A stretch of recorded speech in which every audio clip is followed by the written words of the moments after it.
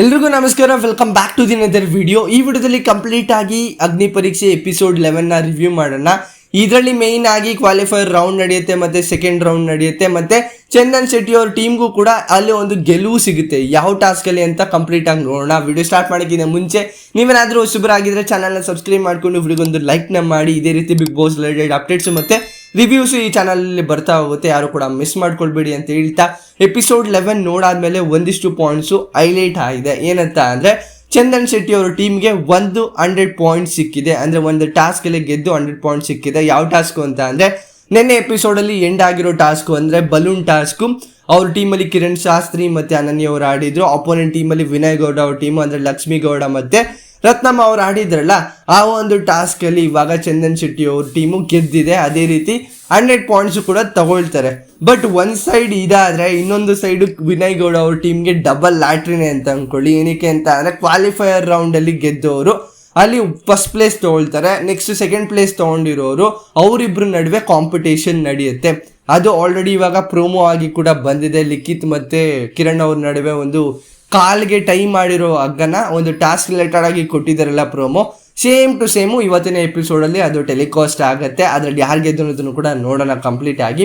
First selection ಪ್ರೋಸೆಸ್ಸಲ್ಲಿ ಒಂದು ಸ್ವಲ್ಪ ಪೂರ್ಣಿಮಾ ಅವರು ಓವರ್ ಆಗಿ ಥಿಂಕ್ ಮಾಡಿದ್ರ, ಓವರ್ ಕಾನ್ಫಿಡೆಂಟ್ ಇಂದ ಹೋದ್ರ ಅಂತ ನನಗೆ ಇಲ್ಲಿ ಡೌಟ್ ಬರ್ತಿದೆ. ಏನಕ್ಕೆ ಅಂತ ಅಂದರೆ ಪ್ರತಿ ಟೀಮಲ್ಲೂ ಇವಾಗ 4 ಟೀಮಲ್ಲೂ ಕ್ವಾಲಿಫೈಯರ್ ಟಾಸ್ಕ್ನ ಆಡೋದಕ್ಕೆ ಒಂದಿಷ್ಟು ಜನನ ಸೆಲೆಕ್ಟ್ ಮಾಡಬೇಕಿತ್ತು. ಅಂದರೆ ಒಂದೊಂದು ಟೀಮಿಂದ ಒಬ್ಬೊಬ್ಬರು ಮಾತ್ರ. ಬಟ್ ಅವರೇ ಹೇಳ್ಕೊತಾರೆ, ಪೂರ್ಣಿಮಾ ಅವರು ನಾನು ಸ್ಟ್ರಾಂಗೆಸ್ಟ್ ಆಗಿದ್ದೀನಿ, ನಾನು ಗೆಲ್ಲೇಬೇಕು, ಈ ಟೀಮ್ ಅಂದರೆ ಟಾಸ್ಕ್ ಗೆಲ್ಲೇಬೇಕು ಅಂತ ಹೇಳ್ತಾರೆ. ಅಲ್ಲಿ ದೀಕ್ಷಿತ್ ಅವರು ಕೂಡ ಕೇಳ್ತಾರೆ, ನಾನು ಸ್ಟ್ರಾಂಗೆಸ್ಟ್ ಆಗಿದ್ದೀನಿ ಬಟ್ ನನಗೊಂದು ಚಾನ್ಸ್ ಕೊಟ್ಟು ನೋಡಿ ಅಂತ. ಬಟ್ ನಾನು ಆಡ್ತೀನಿ ಅಂತ ಹೋಗ್ತಾರೆ. ಬಟ್ ಅಲ್ಲಿ ಪೂರ್ಣಿಮಾ ಅವರು ಗೆಲ್ಲೋದಿಕ್ಕಾಗೋದಿಲ್ಲ. ಅದೇ ರೀತಿ ಸ್ನೇಹ ಗೌಡ ಅವ್ರಿಗೂ ಇಲ್ಲಿ ಚಾನ್ಸ್ ಸಿಗುತ್ತೆ. ಏನೊಂದು ಇಷ್ಟೊಂದು ದಿನ ವೆಯ್ಟ್ ಮಾಡ್ತಿದ್ವಲ್ಲ ಸ್ನೇಹ ಗೌಡ ಅವ್ರಿಗೆ ಚಾನ್ಸ್ ಸಿಕ್ಕಿಲ್ಲ ಅಂತ, ಇಲ್ಲಿ ಚಾನ್ಸ್ ಸಿಗುತ್ತೆ. ಅದೇ ರೀತಿ ಕಾಂಪಿಟೇಟರ್ ಮಾಡ್ತಾರೆ, ಒಳ್ಳೆ ಕಾಂಪಿಟೇಷನ್ ಕೂಡ ಕೊಡ್ತಾರೆ. ಫಸ್ಟ್ ರೌಂಡಲ್ಲಿ ಮಸ್ತಾಗಿ ಆಡಿದ್ರು, ಬಟ್ ಲಾಸ್ಟಲ್ಲಿ ಒಂದು ಸ್ವಲ್ಪ ಡಿಸಪಾಯಿಂಟ್ ಆಯಿತು ಅವ್ರಿಗೂ ಕೂಡ.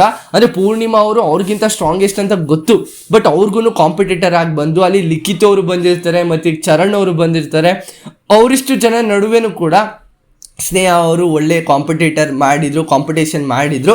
ಫಸ್ಟ್ ರೌಂಡಲ್ಲಿ ಗೆಲ್ಲಕ್ಕಾಗಲಿಲ್ಲ, ಬಟ್ ನೆಕ್ಸ್ಟ್ 3 ರೌಂಡ್ಸಲ್ಲಿ ಗೆದ್ದರು. ಅಂದರೆ ನೆಕ್ಸ್ಟ್ ಯಾವ ರೀತಿ ಟಾಸ್ಕ್ ಇತ್ತು ಅಂತ ಅಂದರೆ ಒಂದು ಫಾರ್ಮೆಟ್ ಇರುತ್ತೆ, ಸ್ಕ್ವೇರ್ ಥರ, ಮತ್ತು ಟೈರ್ ಇರುತ್ತೆ. ಟೈರ್ ಒಳಗಡೆ ಒಂದೊಂದಾಗಿ ಕಡ್ಡಿ ಥರ ಬರುತ್ತೆ, ಸ್ಟಿಕ್ಸು ಕೆಳಗಡೆ ಬೀಳ್ತಾ ಹೋಗುತ್ತೆ. ಮೇಲ್ಗಡೆಯಿಂದ ಒಂದು ಓಲ್ ಇಟ್ಟಿರ್ತಾರೆ. ಅದನ್ನು 4 ಟೀಮ್ ಅವರು ಒಬ್ಬರು ಬಂದು ಅದನ್ನು ತಗೊಂಡು ಅವರ ಪರ್ಟಿಕ್ಯುಲರ್ ಬಾಕ್ಸಸ್ ಇರುತ್ತೆ. ಅವರ ಟೀಮ್ ಏನೇನಿರುತ್ತೆ ಆ ಪರ್ಟಿಕ್ಯುಲರ್ ಬಾಕ್ಸಿಗೆ ಅವರು ಒಂದು ಸ್ಟಿಕ್ ಹಾಕ್ತಾ ಹೋಗ್ತಾ ಇರಬೇಕು. ಅಲ್ಲಿ 4 ಜನನು ಕೂಡ ಒಂದೇ ಆ ಒಂದು ಸ್ಟಿಕ್ಕನ್ನು ಇಟ್ಕೊಂಡಿರ್ಬೋದು, ಮತ್ತು ಪದೇ ಆ ಸ್ಟಿಕ್ಸ್ಗಳು ಬರ್ತಾ ಹೋಗುತ್ತೆ. ಆ ಒಂದು ಟಾಸ್ಕಲ್ಲಿ ಗೆದ್ದಿದ್ದು ಯಾರು ಅಂತ ಅಂದರೆ ಲಿಖಿತ್ ಅವರು. ನೆಕ್ಸ್ಟ್ ಚರಣ್ ಅವರು ಕೂಡ ಒಳ್ಳೆ ಕಾಂಪಿಟೇಷನ್ನ ಕೊಟ್ಟರು. ಒಂದು ಸ್ವಲ್ಪ ಇಂಜುರಿ ಕೂಡ ಆಯಿತು, ಅದನ್ನು ಸೈಡ್ಗಿಟ್ಟು ನೋಡಿದ್ರೆ ಒಳ್ಳೆ ಕಾಂಪಿಟೇಷನ್ನು ಕೂಡ ಕೊಟ್ಟಿದ್ದಾರೆ.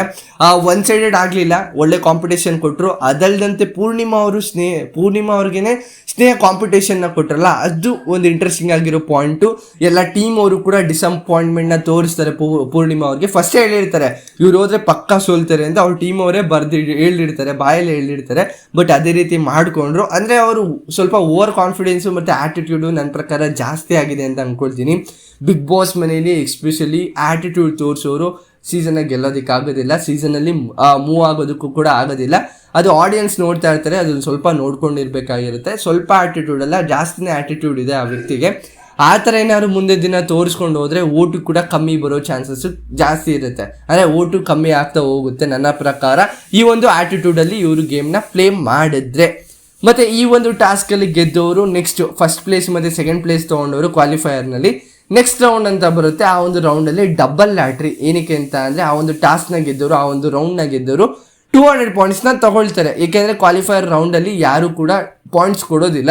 ಅದಕ್ಕೋಸ್ಕರ ನೆಕ್ಸ್ಟ್ ಟಾಸ್ಕ್ ಬರುತ್ತೆ. ಆ ಒಂದು ಟಾಸ್ಕಲ್ಲೂ ಕೂಡ ಫಸ್ಟ್ ಪ್ಲೇಸ್ ತೊಗೊಂಡಿದ್ದು ವಿನಯ್ ಗೌಡ ಅವ್ರ ಟೀಮು ಲಿಖಿತ್ ಗೋಂದಿ.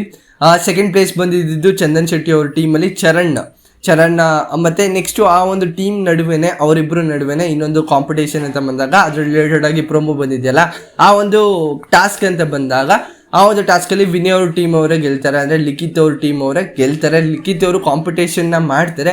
ಒಂದು ಇಂಟ್ರೆಸ್ಟಿಂಗ್ ಆಗಿರೋ ಒಂದು ಟಾಸ್ಕ್ ಅಂತಲೇ ಅಂದ್ಕೊಳ್ಬೋದು. ಫಸ್ಟು ಚಂದನ್ ಶೆಟ್ಟಿ ಅವರು 100 ಪಾಯಿಂಟ್ಸ್ ತೊಗೊಂಡ್ರು. ನೆಕ್ಸ್ಟು ವಿನಯ್ ಗೌಡ ಅವರೇ ಮತ್ತೆ ಗೆದ್ದರು. ಆ ಒಂದು ಟೀಮ್ ಅವರೇ ಗೆದ್ದರು. ನೆಕ್ಸ್ಟ್ ಲಾಸ್ಟ್ ರೌಂಡಲ್ಲೂ ಕೂಡ ಗೆದ್ದು 200 ಪಾಯಿಂಟ್ಸ್ನ ತಗೊಳ್ತಾರೆ. ಇದು ಮೇಜರ್ ಆಗಿರೋ ಒಂದು ಟಾಸ್ಕ್ ರಿಲೇಟೆಡ್ ಅಪ್ಡೇಟು ಮತ್ತು ರಿವ್ಯೂ ಆಗಿರುತ್ತೆ. ಏನಕ್ಕೆ ಅಂತ ಅಂದರೆ ಅಷ್ಟೇನು ಜಾಸ್ತಿ ಎನ್ಲಾರ್ಜ್ ಆಗಿದೆ ಟಾಸ್ಕು. ಮೇಯ್ನ್ ಆಗಿ ಆ ಥರ ಒಂದು ಕಾನ್ಸೆಪ್ಟ್ ಇರಲಿಲ್ಲ, ಕಾಂಪಿಟೇಷನ್ ಕೂಡ ಇರಲಿಲ್ಲ ಸೆಕೆಂಡ್ ರೌಂಡಲ್ಲಿ ಅಂತ ಬಂದಾಗ. ಕಿರಣ್ ಶಾಸ್ತ್ರಿ ಮತ್ತು ಯಾರ ನಡುವೆ ಇವಾಗ ಲಿಖಿತ್ ಗೋಂದಿಯವ್ರ ನಡುವೆ ನಡೀತಲ್ಲ ಟಾಸ್ಕು, ಕಂಪ್ಲೀಟಾಗಿ ಡಾಮಿನೇಷನ್ ಮಾಡಿದ್ದು ಲಿಖಿತ್ ಅವರೇ. ಅಲ್ಲೇನು ಕೂಡ ಒನ್ ಸೈಡೆಡ್ ಅಂತ ಕಾಣ್ತಿತ್ತು. ಕಂಪ್ಲೀಟಾಗಿ ಅವರು ಡಾಮಿನೇಷನ್ನ ಮಾಡಿದ್ದಾರೆ, ಲಿಖಿತ್ ಅವರು ಗೆದ್ದಿದ್ದಾರೆ ಅಂತಲೇ ಅಂದ್ಕೊಳ್ಬೋದು. ಫಸ್ಟ್ ಆಫ್ ಆಲ್ ನೀವೇನಾದರೂ ಎಪಿಸೋಡ್ ನೋಡಿದರೆ ನಿಮ್ಗೆ ಏನಿಸ್ತು ಅಂತ ಕಮೆಂಟ್ ಸೆಕ್ಷನಲ್ಲಿ ಮರೆಯದಂತೆ ಕಮೆಂಟ್ ಮಾಡಿ. ಇದಿಷ್ಟು ಒಂದು ಎಪಿಸೋಡ್ ರಿವ್ಯೂ ಆಗಿರುತ್ತೆ. ಈ ವಿಡಿಯೋ ನಿಮಗೆ ಇಷ್ಟ ಆಗಿದ್ರೆ ದಯವಿಟ್ಟು ಒಂದು ಲೈಕು, ಶೇರು, ಕಮೆಂಟು, ಸಬ್ಸ್ಕ್ರೈಬ್ ಮಾಡ್ಕೋದಂತೆ ನೋಡ್ತಿದ್ರೆ ದಯವಿಟ್ಟು ಸಬ್ಸ್ಕ್ರೈಬ್ ಮಾಡ್ಕೊಂಡು ಸಪೋರ್ಟ್ ಮಾಡಿ ಅಂತ ಹೇಳಿ ನೆಕ್ಸ್ಟ್ ವಿಡಿಯೋದಲ್ಲಿ ಸಿಗೋಣ. ಬಾಯ್ ಬಾಯ್, ಥ್ಯಾಂಕ್ ಯು, ನಮಸ್ಕಾರ.